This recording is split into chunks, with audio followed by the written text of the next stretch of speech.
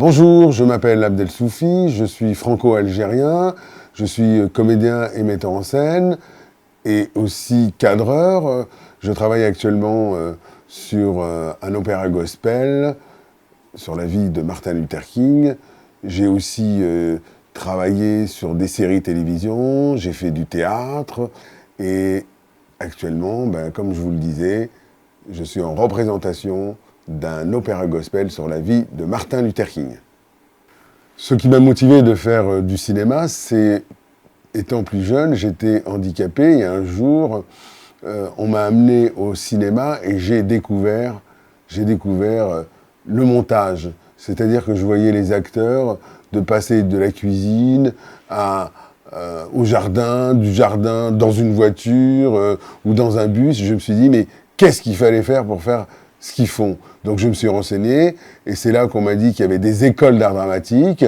Donc dès que j'ai appris qu'on pouvait faire des écoles d'art dramatique, je me suis inscrit en cachette sans le dire à mes parents. Et c'est comme ça que j'ai commencé à faire du théâtre et que j'ai découvert le métier d'acteur.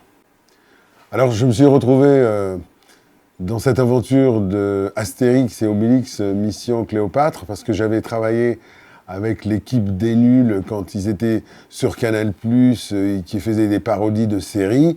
Il y avait une série qui s'appelait L'Homme de Fer, et dans L'Homme de Fer, il y avait un noir. Et ce noir, un jour, ils ont fait cette parodie de cette série, et j'ai interprété ce rôle, et ensuite j'ai gardé contact avec Alain Chabat, que j'ai revu un jour tourner dans un film qui s'appelait Le Cousin, et je suis allé le voir, et je lui ai demandé alors, ça se passe bien? Je lui ai dit, moi, je travaille pas. Il m'a dit de passer à sa production, et il était en train de préparer Astérix et Obélix Mission Cléopâtre, et c'est comme ça que Alain m'a engagé pour faire le rôle du sculpteur. J'ai eu le plaisir et l'honneur de rencontrer un certain nombre de réalisateurs, notamment Pascal Légitimus sur Anti-sur-Scène.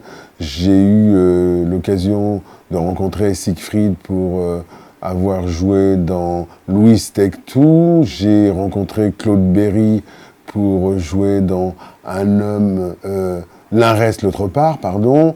J'ai eu plusieurs opportunités et la chance de rencontrer certains réalisateurs français où j'ai participé à certaines réalisations. Voilà. J'ai eu aussi la chance de participer sur une série qui est regardée par beaucoup de téléspectateurs, qui est Plus belle la vie, où j'avais un rôle qui s'appelait Moussa, mon personnage. Voilà, actuellement il est derrière les barreaux parce qu'il faisait pas mal de bêtises dans la série. Voilà. Alors, un jour, j'ai appris que Josiane Balasco préparait un film d'une adaptation qui s'appelait Un grand cri d'amour.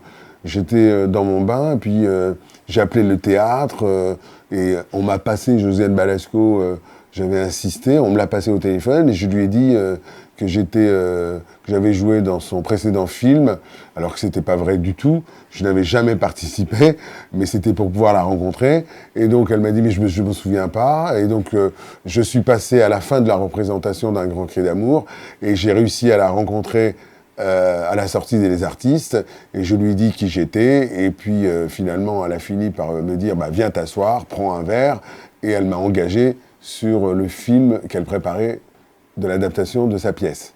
J'ai eu la chance aussi de rencontrer des personnes pour pouvoir faire la promotion du spectacle en faisant une émission sur France 24. J'ai eu l'occasion aussi de passer sur Tropic FM.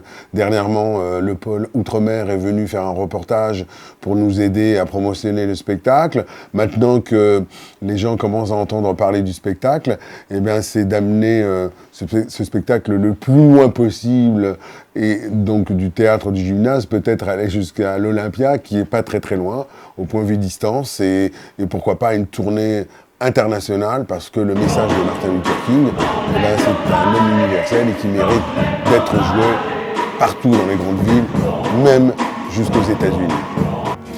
Voilà, mon souhait, c'est aussi de partager mon expérience, c'est d'amener ce projet là-bas, de monter des écoles de comédie musicale, de danse, de chant, du côté technique, d'apprendre aux personnes à filmer, à faire de la conception lumière pour pouvoir faire de gros projets identiques à l'européenne et leur montrer qu'en Afrique aussi, on est capable de faire des belles et grandes choses avec cette jeunesse qui n'attend que ça.